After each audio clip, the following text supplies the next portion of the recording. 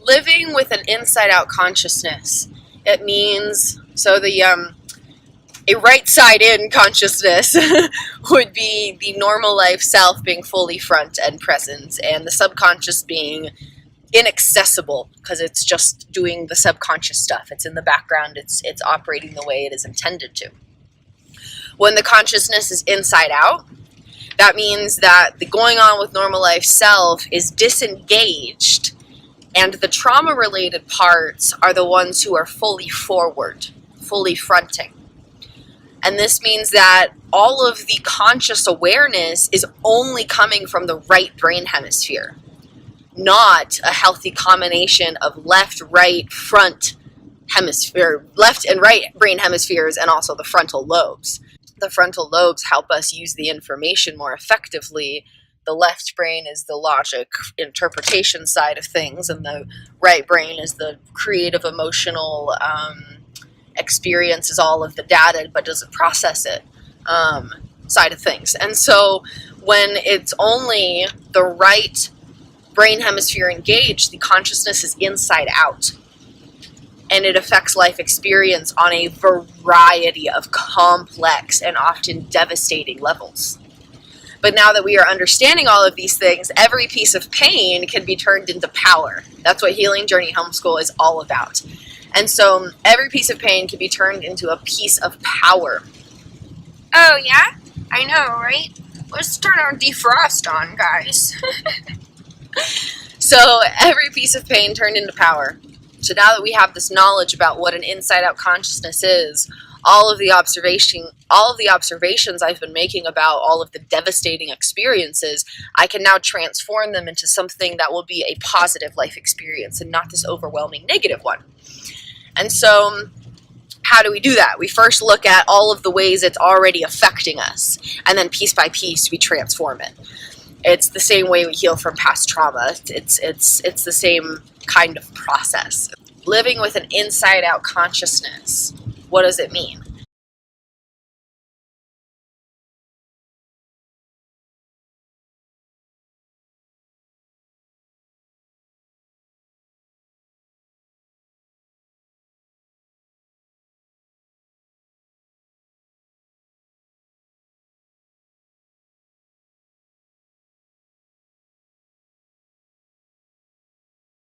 Life experience, when my consciousness is inside out, becomes very different. Instead of operating from the conscious awareness, I'm only operating from the subconscious, and my conscious awareness is like messed up. Learning new information is extremely difficult. It is literally impossible to create new experiences when living with an inside-out consciousness. Every piece of new experience is just a collage of projections of past experiences because the consciousness is inside out. Our subconscious remembers everything so it can help interpret the new experiences we're having within our conscious awareness.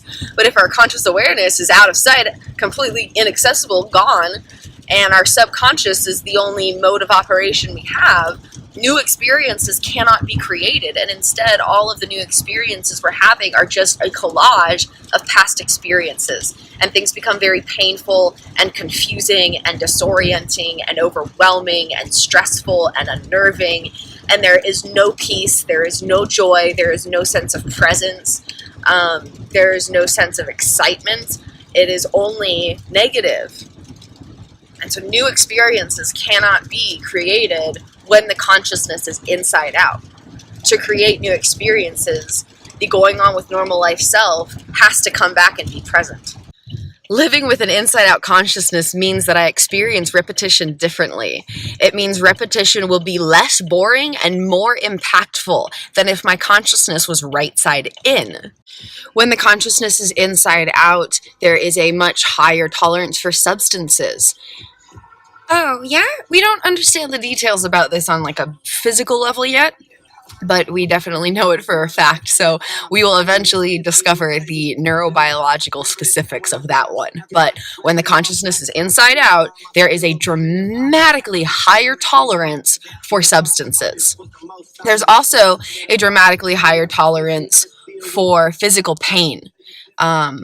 The threshold tolerance of physical pain is increased when the consciousness is inside out. On the flip side of that, though, the tolerance for vibrations is decreased. Vibrations are much more upsetting than if the consciousness was right side in. This might include a plane flying overhead, or someone vacuuming in the next room, or a leaf blower outside.